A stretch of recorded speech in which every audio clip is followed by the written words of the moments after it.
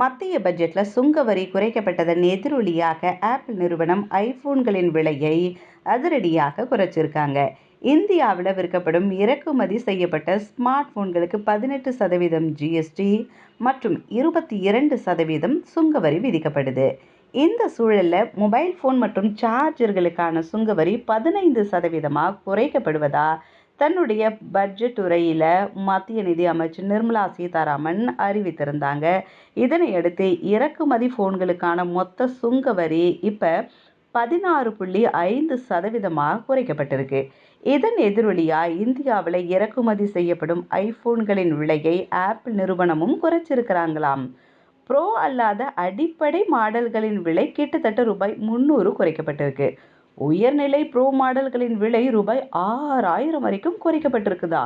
இதனால் வாடிக்கையாளர்கள் ரொம்ப ஹாப்பியாக இருக்கிறாங்களாம். ஐபோன்களின் புதிய விலைப்பட்டியலை ஆப்பிள் தன்னுடைய இணையதளத்தில் அப்டேட் பண்ணியிருக்காங்களாம். அதன்படி ஐபோன் 15 ப்ரோ மற்றும் ஐபோன் 15 ப்ரோ மேக்ஸ் மாடல்கள் ரூபாய் 6000 வரை விலை குறைக்கப்பட்டிருக்கு அப்படின்ற சந்தோஷமான செய்தியை சொல்லியிருக்கிறாங்க. ஐபோன் எஸ்இ ரூபாய் 2300 வரைக்கும் விலை குறைக்கப்பட்டு இப்போ 47,600க்கு விற்கப்படுது. இது முன்னாடி என்ன ரேட்டு தெரியுமா? 49,900க்கு விற்கப்பட்டிருக்கு. இப்போ 47,600க்கு விற்கப்படுது.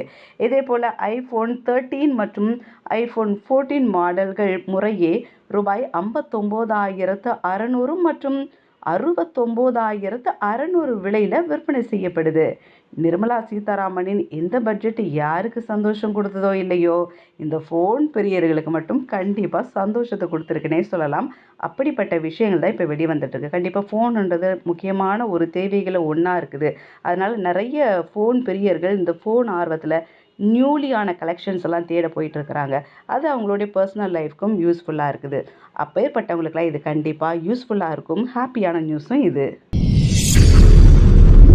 வல்லவன் உங்களில் ஒருவன்